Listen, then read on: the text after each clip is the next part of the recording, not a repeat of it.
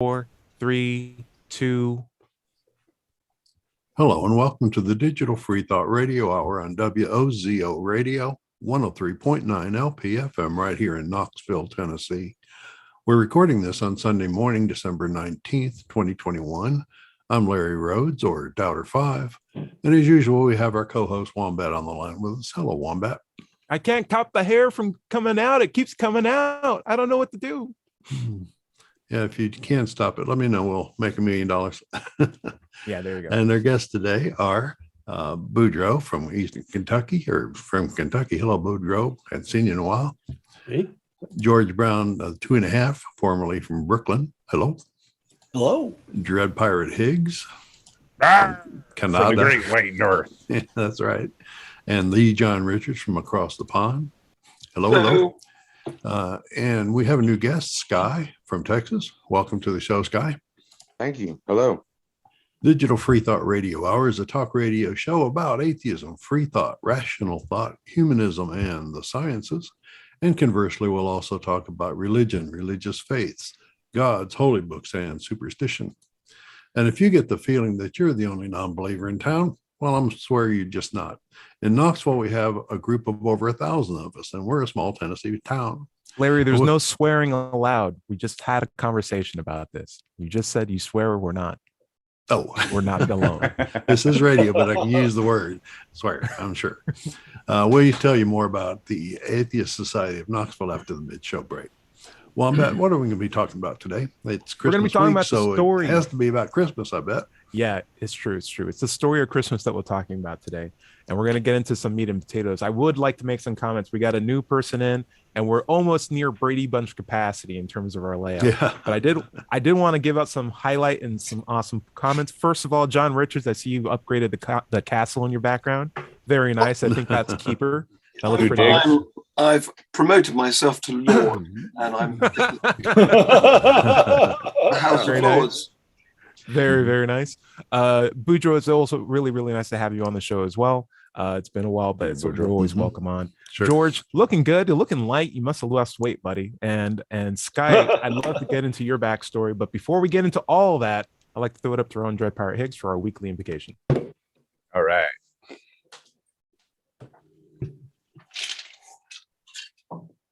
Our noodly lord, who art in a colander, al dente be thy noodles. Thy blood be rum, thy sauce be yum, with meat as it is with vegetables. Give us this day our garlic bread, and forgive us our cussing, as we forgive those who cuss against us. And lead us not into Ketoism, but deliver us some carbs. For thine are the noodles, and the sauces, and the grog, whenever and ever. You know, Dread, I've actually found some noodles that are more or less carb. I don't want to say they're carb free, but they're at least super low in calories. They're Konjac Noodles. I just got them on Amazon, and like a whole packet's only 5 calories. That's going to blow my mind. I'll let you know how they turn out. I know it's insane, right? They also make rice that's like a pound is only like 5 grams or 5 calories. It's like, how is this possible? It's insane. But I am going to be getting you some highly caloric Fruity Pebbles in the mail. Be ready for that, Dread. Sweet. Yes. Guys, we have a new guest. I'd like to throw it up to Sky. Sky, tell us about yourself and what's your Christmas situation like? Okay. I am an atheist. I was raised in an atheist household. My Christmas situation is that I love secular Christmas. I love all the grand old pagan traditions. Unfortunately, we will not be having Christmas this year because my mother is still afraid of COVID, so the family won't be getting together. That's interesting. For you, Christmas is being with your family, like, because that's why you aren't having Christmas, right? Yeah. I get that. My atheist grandparents always threw big to-dos for Christmas, and it was the whole family. We got like 20 people there. Wow. Yeah, COVID's put us to our stir. Boudreaux, what's your Christmas situation like? Well, I have kids, so Christmas is a big deal for us, and it's fun, and it's very secular. But we do tree and presents, and we'll visit with Kristen's parents and her sister there in town. So it'll be a small gathering. And Kristen's parents are also atheists too, right? Isn't that Buffalo Bill? Father is, yeah. Okay. Yeah. So it's nice. Christmas has always been a big deal for me as a kid too. My mom just spoiled us rotten as kids, and that always made me just enjoy Christmas that much more. So a lot of presents under the tree for the kids. So not bad. For me, I had a Christmas birthday nearby, so you get the combination of the early December gifts and then the Christmas gifts. So it's a slow trickle, and it's never anything big. So it's not a lot that you have to wait for. I kind of have like a nicotine patch in terms of getting presents throughout December. John Richards, what's your Christmas situation? And how have you been, my friend? We do the traditional Christmas. We've got a tree, flickering lights, presents underneath it. We will have a Christmas lunch, and then of course we'll sit and listen to the Queen's message. No, we won't. There's a Queen's message every year. Is that a thing? Yes. Like State Canada. of the Union, State of the Christmas. Yeah, is that a State of the Union? It's more of it's a non-political speech, obviously, and she's just reporting on the year and wishing all the members of the Commonwealth, because don't forget, we may not be an empire, but we still have a Commonwealth. And in fact, other countries have been voluntarily joining it. But she just gives us all a nice, homely message. A nice little pat on the back. Exactly. Yeah. But I hear that in Abu Dhabi, for the first time, they're going to have a do. So will it be the Abu Dhabi do? Okay. All right. Dread, in Canada, do you also get a broadcast of the Queen's message as well? Does it reach across the seas? No. Oh. Well, not to this household anyway. No, we've been slowly, my wife and I have just over the last few days been opening a gift that we've given to each other, one a day. This morning after the show, I am leaving for the Great White North, where I'll be working for some wealthy people doing security. So it's a 5,000 acre ranch I'm heading up to. It's going to be pretty groovy. Now, is this for a movie? No, this is a different security outfit. There's some familial issues that they need security detail for. This is very, very, very. We have to do it. It's very interesting, very covert. Yeah, I'm actually going to be on a gator. I'll be armed because aside from any security issues, there's lots of cougars up there. Sure. So I'm going to have to be on my guard. But it's a 10 hour drive I'll be undertaking today. So cross your fingers for me, and we'll pray to the noodly Lord that I make it. Yeah, I didn't know what kind of cougar he was referring to, but no, it makes sense. No, I thought I was like, it is a reality TV show. Yeah. Okay, well, say hi to the ladies for me. You watch out for those predatory women. They like it. Yeah, that's right. He's armed and dangerous, ladies. It's truth. Yeah. George, would you mind giving me a fill in? How's your holiday season looking? Very uneventful. I am in my armchair study of psychology. I confess that there is one Google service that I am addicted to. Actually, 1.5. Okay. And the one service I'm addicted to is YouTube, because there's a lot of good information, armchair psychology information, and not such armchair. So good stuff coming out professionally. And a lot of people are hard to understand. Their sound is bad. YouTube presenters. So I am setting up a little hi-fi system to plug into my computer so that I can understand these people better. And, they have closed captions, right? You could just turn those on. Well, but the closed captions often are muffled themselves, when the people are so hard to understand. I have to boost the speech frequency. Yeah, I hate it when I have to turn up the volume on closed captions. They don't make any noise at all, do they? It's a serious problem. my task right now is that I am painting a pair of old Radio Shack's small speakers to use in this task. So that's my big confession right now. I love the long-term projects you're always on, George. It's always something. George, Go for Yeah. it, John. when you turn up the volume on the captions, do they go from lowercase to capital? Well, the word gets bigger. Okay. There we go. Guys, that was a great tangent. Larry, I'd be remiss if I didn't touch on you. How's your Christmas holiday looking? Oh, it's just going to be a small family affair. We're really calling off the big gatherings due to COVID. It wouldn't be so bad, but we've got people who are saying that they're vaccinated when we know they're not. So we're just that is not doing it. And Listen, Sheila and I are 70-ish, so that's a lot of problem. Yeah, I don't want to even mess with that. I'm in Tennessee. There's a lot of friends that are having parties like around this time. And it's just like, I know for a fact that some of these people who are going to these, or like the proponents, poster children of anti-vaxxing. And I don't want to hang out with them when I'm about to be on an extended break. Likewise, I don't want to bring the biome that I'm in Tennessee out to my mom. And she's in Virginia, and I know Tennessee's like the hotbed right now. So I'm just saying, hey, we'll do video. We'll give it one more year, and I'm sure we'll catch up later on. Hey, what's up, little girl? All right, guys, we're talking about the story of Christmas from an atheist perspective and sanity of Christmas from an atheist perspective.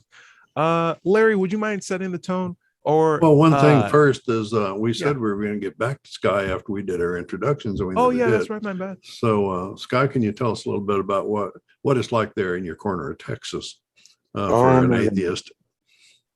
It's awkward. Yeah. Okay.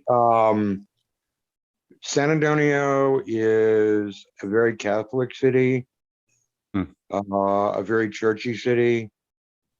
Also pretty liberal, though. It's a well, I don't know. I've lived other places, so I don't find it all that liberal. Oh, okay. But Austin is right up the road. Austin is very liberal. Yeah. Austin has a great atheist community. They do. They do. ACA is up there. There's a secular humanist oasis opening up there in January too. Cool. Very cool. Yeah. Well, if you run into Matt Dillahunty, say I said hi. I sure will. But he won't know who I is. That's just the weirdest. Dread Pirate Higgs. He knows. Oh, me. okay.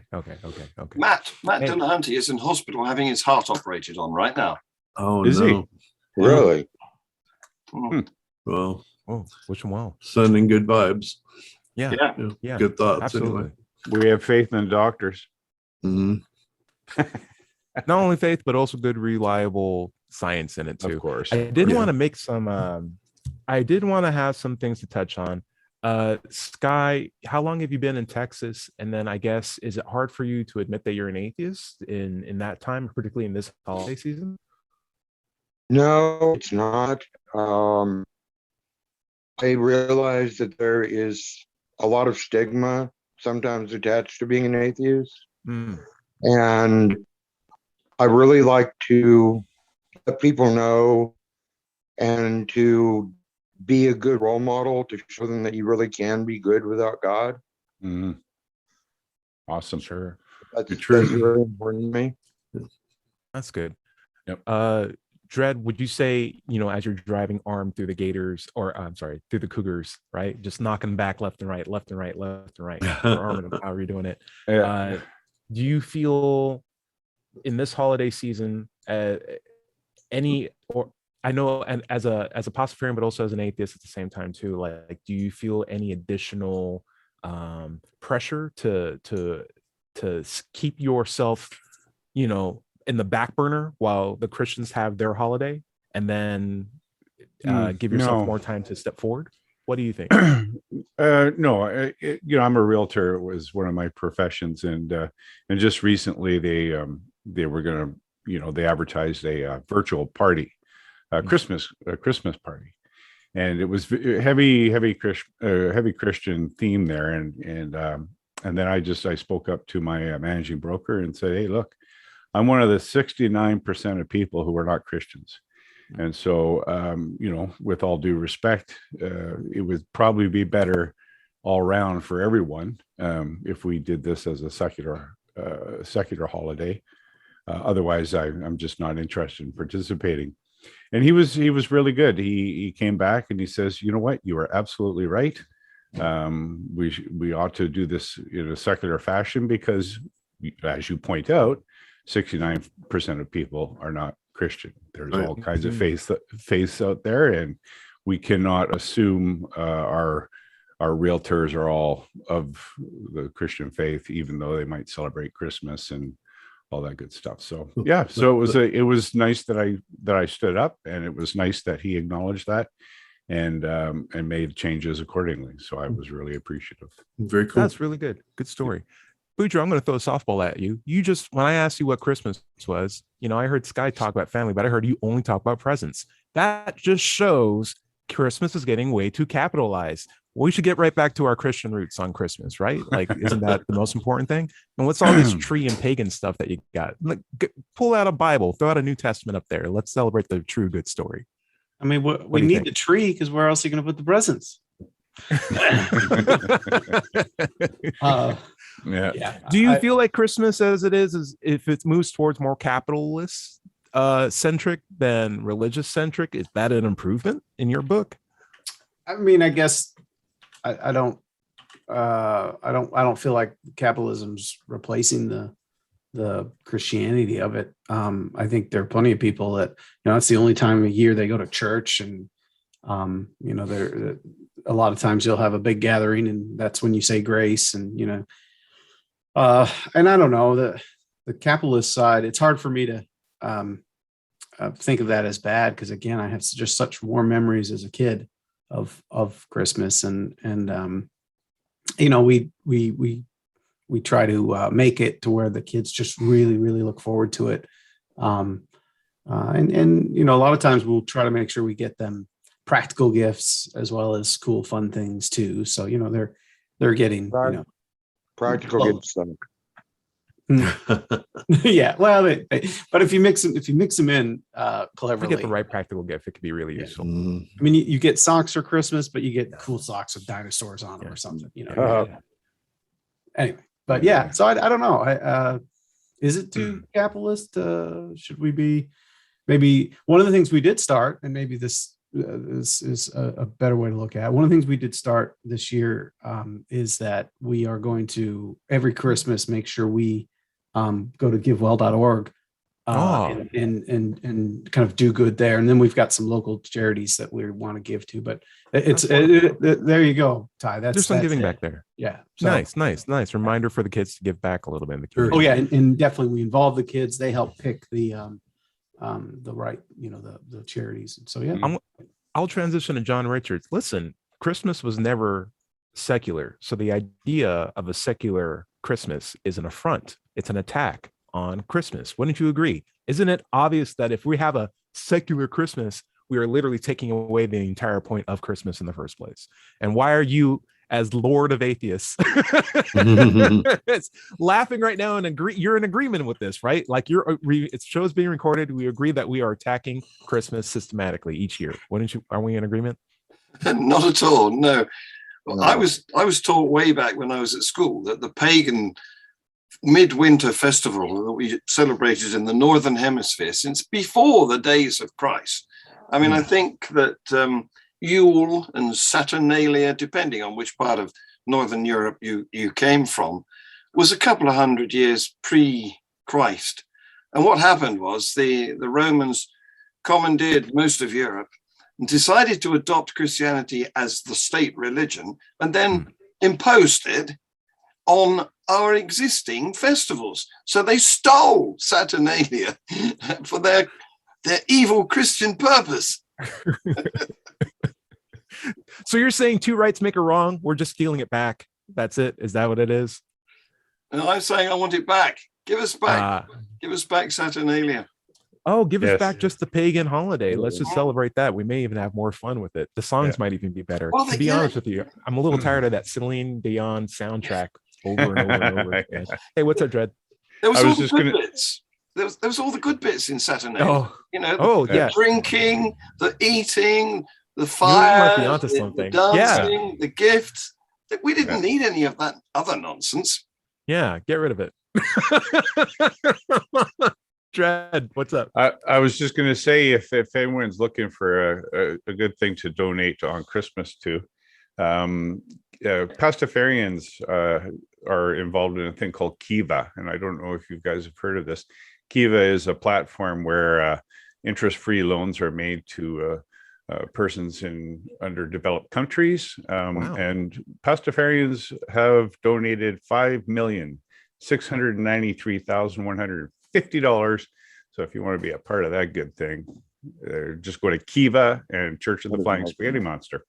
Wowee, that's fantastic. Mhm. Listen, George, I know you were raised atheist. I know you consider yourself an organic atheist. I like to consider you an untainted, not born again atheist. Right? But Yes, hey, but but you grew up in New York. You saw the Rockefeller Center. Maybe you even saw that big tree. Like, could you tell me about the biggest Christmas event that you've been to? no, I can't, because don't forget that I come from a Jewish heritage. I know. To me, I've been thinking about this today, which is why I proposed the subject, and because the anomalies just come hot and heavy to me. I mean, how can I put this? Okay, first of all, the occasion, what we all wrapped around, is the death of a guy, right? Right. George, Okay. I guarantee you we'll go into the insanity of Christmas in the second half. But at least for now, when we got like a couple of minutes left, we'll keep it nice and happy. Tell me about your most positive Christmas experience. If it's as a Jew, I can totally respect it. It's like, there Oh, wasn't well, any. we got a Okay, tree that's and I got a lot of presents, you know. You know. Okay, cool. And the presents weren't clothing, because I hated getting clothing. No, You they know? weren't dreidels or anything like that, right? Oh, the dreidel's ridiculous. You know, you spin the dreidel, it spins around, it falls down, big deal. Forget about it. You know, so what? But Or Hanukkah? Would Hanukkah be the better answer? Like, did you ever have a big Hanukkah celebration, even as an atheist? no, because I don't care about that either. You know, I thought that there was chocolate involved in the dreidel game. There somehow. sure is. Yeah, there are chocolate. That's how don't everyone have- wanted to play with him, so they could have his chocolate. That's how. It No, works. it's called Hanukkah gelt. Gelt means gold, Right. and they're coins that they're like a heavy aluminum foil that is gold plated, and they're filled with chocolate, and they're very, very thin. They're coin thickness, so there's not a whole hell of a lot of chocolate in them. Oh. And They're not even a good it's all part. just very frustrating, because you got to peel all this stuff off, and there's hardly any good in there. I'm down with anything involving chocolate. Yeah, me There you too. go. There you Dark go. chocolate, especially. Dark chocolate also good. Guys, we're gonna go into the insanity of Christmas after the second half. I promised I would. But before we do that, let's do a quick break before we reach the top of the half hour. All right, this is the Digital FreeThought Radio Hour. We're on WOZO Radio 103.9 LPFM here in Knoxville, Tennessee. And we'll be right back after this short break. 4, 3, 2.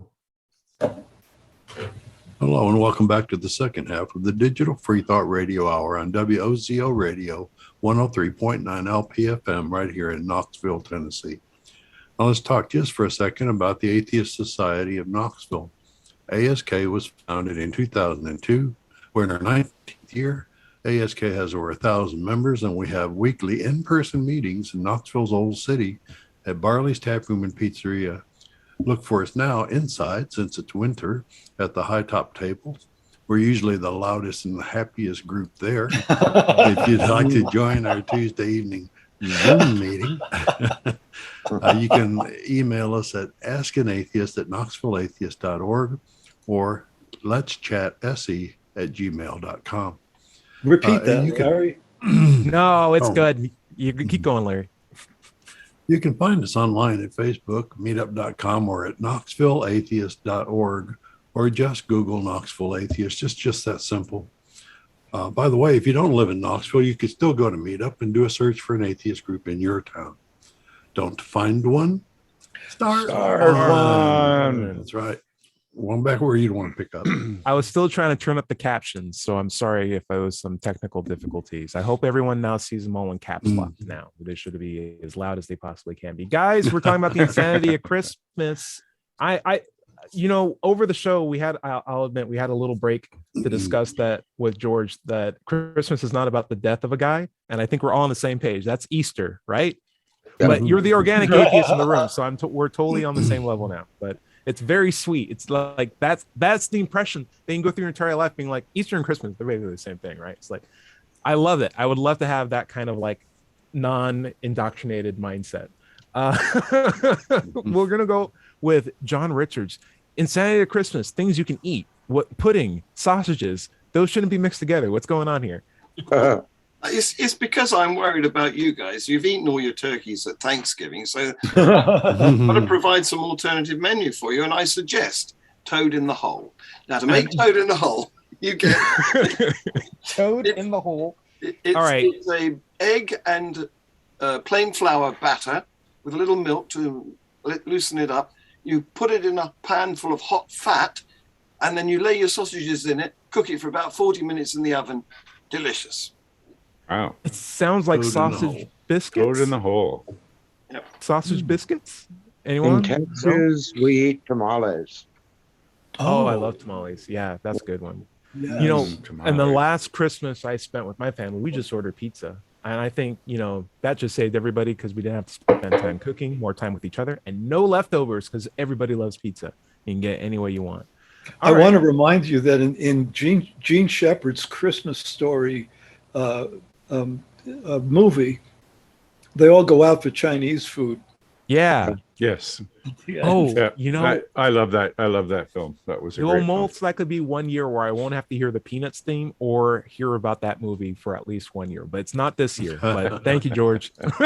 We can check that off the list. But I haven't heard the Peanuts theme yet. So who knows? Who knows? Boudreaux, tell me about the insanity of Christmas. There's something about scenes that you want to talk about? Scenes, yeah. And for the people that are watching this, they'll get a little extra bonus, but I'm going to attempt to put a background on mine. There you go. Nicely done. So seriously, there is a company that makes a nativity scene for like a lawn ornament, and it's this bright white thing. People usually take a light and shine it on it, and two of my neighbors have it. There are dozens in the neighborhood down the street, all kind of the same. They seem to be the same manufacturer. And I don't know if someone who worked for them just got in there and got a little creative with the design, or maybe my brain has just mapped this so well. But this nativity scene looks like two dinosaurs.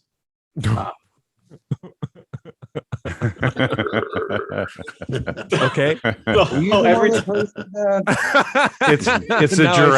It's a Jurassic Christmas. Now I see it's like two weird, crazy puppets being like, every time we drive by, this won't work great for radio, but yeah, they look like dinosaurs. Imagine the nativity scene with dinosaurs. The tables are in the middle.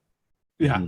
So we're driving by as a family, and every time we drive by one of these, we could be in the middle of a conversation. We could have somebody else in the car that doesn't know. Just the whole family goes roar every time. It's kind of like Punch Bug, isn't it? It is. Yeah, It's I love it. I love it.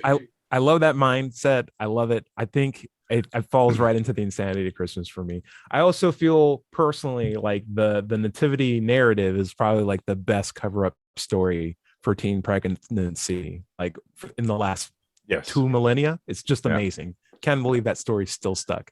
And it hasn't worked for anybody else. That's great. Yeah. Hey, right. Any other comments on the nativity scene or insanity of it? Well, I appreciated the Church of Satan, and wasn't it down in Texas where they had the government had put up in front of one of the official buildings, they had put up a nativity scene, and the Church of Satan came along and put up a statue of Baphomet. Oh, it was very cool. It certainly drew a lot of attention. So eventually the government, the government relented and took the nativity scene down. Nice. Yeah. Speaking of iconography, Sky, you had a story about the Christmas tree. I just had a comment that I can't give a citation for. I just know it's in the book of Jeremiah. And Jeremiah says that you should not decorate trees with silver and gold as the pagans do. And that kind of segues into the fact that I've got tons of notes on Christmas, and it seems like just about everything about Christmas is pagan. Yeah. Are you dare calling Christianity hypocritical? Let's stop. I got to put you on. I wouldn't go that far. I would. So fine. Hey, Dreadfire, what's up? It's actually it's Jeremiah 10, Nice. verses 1 to 5. Thank Not you. bad. Can I just come in Hypocrisy all there? over it. Yeah, go on, John. Because I did Global Atheist News yesterday, of course, and one of the hot items is about a bishop in Sicily, you know, the island off the bottom of Italy, Football. who wanted to promote the Christian aspect of Christmas. So what he actually did was denigrated Santa Claus. So he said it was a myth, and the real thing, of course, he meant the real thing was Santa's not real? Well, exactly. That's what happened. All the parents on their Facebook site came out and said, "How dare you? How dare you dash the hopes and wishes of my children who I've been indoctrinating with Santa Claus?" And in the end, somebody had to retract it for him. Really? Robert That's Graves great. says that Santa Claus is actually Odin. But I think that priest got a small glimmer of what it's like to be an atheist and try to talk about God, for the first time in his life, probably. He's just like, oh, whoa, this is weird. Maybe I should have better evidence. He definitely got his. Why aren't you convinced with good evidence? There's a lack of evidence. You shouldn't believe in this thing. Wait, what am I doing? He got a slapping anyway. He got a slapping anyway. Anyway, praise be to Santa. Guys, we're going to go into a more extended topic. Dread Pirate, you want to talk about the Christmas story? Well, I attended a online series of lectures hosted by Bart Ehrman, who's a very well-known New Testament scholar and historian. And so he touched on, many of the things we, consider the insanity of Christmas, including virgin birth. And one of the more interesting things I learned right off the bat was about the fulfillment of prophecy that I believe is in Matthew, where the author spends a great deal. Of course, it wasn't Matthew that wrote this. It was probably 70 years after Jesus was around. But it goes into great detail about the genealogy and the lineage from Abraham down through the house of David, and that Joseph is the direct descendant through that genealogical line. But of course, it's not lost on historians and other people who regard this with a little more skepticism that Joseph was not Jesus's father. Wow. God was. Mhm. So, it throws a pretty significant wrench into the whole Christian cogwheel there. And that's certainly not the least of issues. The virgin birth, as someone, I think John pointed out, it's not the first time that, teen pregnancy has had a story to kind of cover it up. Interesting enough, virgin births or claims of virgin birth continue to happen. Yep. Even right up to this day. And I'm Sure. sure when I was watching Bart Ehrman, this was maybe 2 weeks ago, something had one of these virgin birth claims had just actually recently been made. So it's not the first time, and it certainly won't be the last. And resurrection, just miracle after miracle. Yep. With all these different kinds of cults that are around the world, and some people even claiming to be Jesus Christ himself come back. Mhm. Yeah. So there is a great documentary called No Men Beyond This Point that is fairly recent. I think it's a 2020 movie that came out on Amazon. It's a documentary about alternate reality. So it's still fictional, but it's filmed as if it's a documentary, where women now only give virgin births. So like the only propagation of humanity is by women just giving virgin births only. And they cite in the movie claims of virgin births since Mary all the way up until like the 1950s. And people weren't giving them enough credit until now all the women are doing it. And then all of society basically turns upside down because all the men have to be put into like tiny little camps where they can play video games and talk about how to barbecue the right kind of food. And the women will run the world because they don't need the men anymore. Right, and it's the most funnest thing because like one of the men want to escape and he's just like, this world's so different. Everything, there's too many options for pants and their pockets aren't big enough. I don't know what's going on. And it's a fun, dumb movie. What's the name of it? No Men Beyond This Point. Okay. I believe it could even be a Canadian movie, Dread. I would highly recommend you check it out. Of course, if there was such a thing as virgin birth, it would only be daughters that were produced. Right. Like parthenogenesis, yes. Yeah. Oh, so no Jesus. No, exactly. Or it could be a female Jesus. I mean, Joanna or somebody. Yeah. You know, the weird thing about the whole virgin birth situation that bothers me personally is that it tends to, unless if you have some way of randomizing DNA, right? You're still stuck with what essentially the sequence that you pull from the mom because even her mitochondrial DNA is going to be pulled from her line. And that doesn't give us enough variation to what I think kept us alive, just by the fact that when you combine DNA, you get like a really weird combination that might give you some advantages, may not give you some advantages, but more often than not, keeps the variation long enough that any cataclysmic event won't kill all of us at once. And I feel like that's been the testament, this trial and error that we've had through the natural birth that we've been having. I know in the future we'll be able to probably design people better, but like I am an advocate of like this naturalistic system that got us to this point. I will say that. I'm also going to throw this out too. The scariest thing for me about the virgin birth situation is that for Jesus to be a male, as you had pointed out, John Richards, and for him to be an actual human being, full on normal human being, as he quotes himself to be and claims to be, he needs to have DNA from a partner, which means that DNA had to come from God, which means God has to have a genotype. If God has a genotype, how disappointing can this be? This guy. And God's genotype must include a Y chromosome too. Yeah. John's, or it must have included a nice pair of abs that everyone keeps putting on.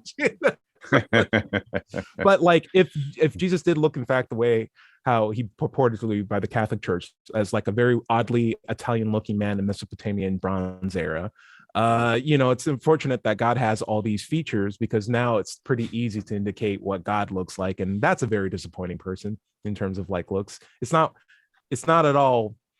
It sucks that that we came up with that story and didn't think about the consequences of the science and backtracking it when we had a better understanding of it. It strikes me as a story that we came up with not a very good understanding of genetics, and it reached it, unfortunately. Yeah. Also, Larry, what's up? Oh, sorry about the mute. I was just going to throw a couple of things out there, but that I observed about the insanity of the Christmas story itself. And just the sheer rudeness of God. He didn't ask Mary, if she wanted to have the kid. Yeah. When it was time to tell her that she was going to be pregnant, he didn't do it himself. He sent a messenger boy. He didn't show up at the birth, and he didn't show up at the death. He didn't pay any child support. Yeah, he's like a dead end dad, kind of thing. And it's totally impersonal. Yeah. And getting worst dead end dad possible. Yeah, virgin birth. Eve, for all intents and purposes, was not born of a woman, and she should have been a clone. If he made her from the rib of a man, Eve, why wasn't she a man? She should have just been a clone of the man. So there's a lot of problems with these stories if you take even 2 seconds to think about them. Yeah. Hey, go Dress. Yeah, I was one of the things that Bart had pointed out too was the incongruity between this idea of the virgin birth And in another gospel, Mary chiding Jesus for presuming to teach in the temple. If it was her understanding that she was having the child of God, she would have known, of course, that he's more than qualified to teach in the temple. Good point. Well, it's actually it's a pretty glaring thing. Yeah. Exactly. What's going on here? You're like, I'm pretty qualified, Mom. Thank you. It's like, hey, George, what's up? That's a great one. That's a great one. I have a question, Mm-hmm. and I don't know if we'll be able to answer it, but let me throw it out there. Is there any difference between the way the Catholics celebrate or view this story and the way the Protestants do? Not that much. I think the most difference between Catholicism and Protestantism is just structure of the church and who's the authorities. But and what you're allowed and not allowed to do. And of course it's bifurcated a lot. And it's bifurcated a lot. But one of the stories biggest are generally the same. differences between Protestant and Catholic is that Catholic want to read the Bible and tell you what it means. Protestants encourage you to read the Bible for yourself. Right. That was the whole thing about the Reformation. Ujo was actually raised Catholic. What's up?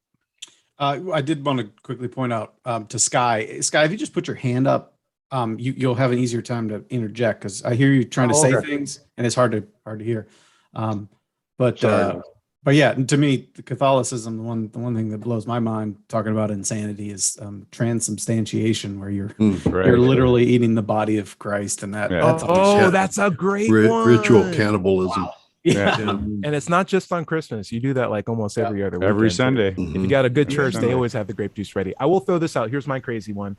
The fact that we don't appreciate Joseph, I think that's the stepdad of Jesus, as a good father figure, because here's a guy could have just done whatever he wanted. It's like, oh, you're pregnant. I don't want to deal with that. I literally can get stoned for stuff like that. He's like, no. I'm going to step up. I'm going to still be your friend. I'm going to make sure you're warm. I'm going to be there at the birth. And I'm going to teach this kid useful traits that he'll need for a career, because I'm a carpenter. I'm going to teach this kid to make a chair. Okay, he's not good at making chairs. That's totally fine. We're going to work with this kid. Okay, he's preaching. He talks a lot. I'll get him out of the trouble. He's always there trying to get Jesus out of trouble. And Jesus is always like, I'm going to die on a cross one day. And Jesus is like, you're going to make your mom cry. Can we please just like calm it down a little bit? Best father, like one of the best fathers in the book. Better than God, I'd say that. Let's see, who was next? George. He showed up anyway. He showed up. That's right. I've been thinking about the emasculation of men originating in the Catholic Church. So the word father is interesting, because God usurps the role of man when we refer to God as our Heavenly Father, our Father. We refer to the priests in Catholicism as Father. That tends to diminish the role of an authentic father. And in Jewish people, they say Father. Well, I don't know what Jewish people you know, but let's leave it to the last words. Dred, what's your last words on this topic? Get to free thought. I was going to say that one thing that was pointed out as well was that Joseph, in all likelihood, was the age of a great grandfather, and Mary was likely around 13. Whoa, that probably makes sense. Gotta be honest with you, John. Tell us about this thing you want to plug. Well, before I do that, I want to refer to a meme where there's Mary and she's cradling the baby Jesus, and she's trying to get her head around the fact that the Father and the Son are the same. And who was I impregnated by? All right, that's a dark note. Thank you, John. That's hilarious. So, John, go ahead. Yeah, what I want to plug is FreeThought City. It's a new social media site. It's civil. It's got a city that you can visit with your friends, meet new people, and it's time zone so that you can come out of the virtual world into IRL, in real life, and meet up the people that you met there here, if you see what I mean. And and it's so go to it. It's got a Kickstarter now, freethought.city/Kickstarter. Nice. There are all sorts of videos on there, and we're doing a campaign. So tomorrow I'm going to launch a song. I think the modern term is drop a song, and it's written by, the lyrics are written by Richard Dawkins. So look out for that. John, there will be what's something happening every day. URL? What's the URL? freethought.city/Kickstarter. No .com or anything? Doesn't need that, no. It'll go straight there. Yeah. Okay. .city is a new one to me. Fujo, anything you want to check out? Anything we should check out before next year or next week? Got too excited. Well, you can check out behind me where the kids made a tent last night. They're always making tents and forts. I love it. Love it. No, I guess I don't really have anything, guys, except givewell.org. I think I plugged it before. It's a great organization that really focuses on what charities do the most good. So you're not, just giving some, I don't know, Goodwill CFO, bigger jet. But really vetted charities, Goodwill, givewell.org. Givewell.org. Dread Pirate, is there anything that we should check out before next week? Yeah, I just want to, we've got a couple live watchers on the show here. Dadas Trading Room, he's always watching. He's talking about a film called Sekmija. It's a Polish film, Seksmisja. They have some different Christmas traditions that some people might find interesting. So check that out. And Loma says retcon. I don't know what that means, RETCON. But you can check this show out live on Sundays on my YouTube channel, Mind Pirate. That's MINDPYRATE. I broadcast this live at 8 a.m. Pacific Standard Time. So come check me out. And if you like it, please subscribe. I'm still at 98. Oh, man. Gee whiz. Sky, anything that you would recommend we check out before next week? Not really. Okay, Can't fair enough. think of a single thing. George, same question. Anything we should check out before next week? No. Guys, listen, it's holidays, and there's going to be animals that won't be adopted during this time because people won't be looking for adoptions at this time, which means dogs will be in kennels, and cats that could be adopted or friendlier won't have anyone to play with or humanize themselves to. And so if you're nearby an animal shelter and you have time over the holiday season, I'd recommend checking out volunteer work, see if you can walk some dogs and shed some love. Money is always useful, but personal time with animals means more to an animal than dollars. I think if you can afford to give that time, it'd be really, really nice. Hey, buddy, I hear you too. Also, this is a rescue animal too. Here's Vinny. Yeah, he's so good. Such a nice cat. Larry, why don't you take us out if you hadn't have anything else? Well, sure. My own content can be found at digitalfreethought.com. Be sure to go there and click the blog button for radio show archives, atheist songs, and many articles on this subject. I have a book out on atheism called Atheism, What It's All About. It's available on Amazon, and you can find my YouTube channel by searching for Doubter5 or Larry Rhodes. If you have any questions for the show, you can send them to askanatheist@knoxvilleatheist.org or let'schatse@gmail.com, and we can answer them on future shows. If you're having trouble leaving religious beliefs behind, and many people do, you can get help by going to recoveringfromreligion.org. I highly recommend it. Thank you for joining us on the Digital Free Thought Radio Hour. Remember, you can find this show on Apple iTunes, Pocket Casts, Amazon, and podcasts everywhere. Just search for Digital Free Thought Radio Hour. If you're watching this on YouTube, be sure to like and subscribe. Thanks, everybody, for joining us. Remember, everybody is going to somebody else's hell. The time to worry about it is when they prove that heavens and hells and souls are real. Until then, don't sweat it. Enjoy your life, and we'll see you next week. Say bye, everybody. Merry Amen. Christmas.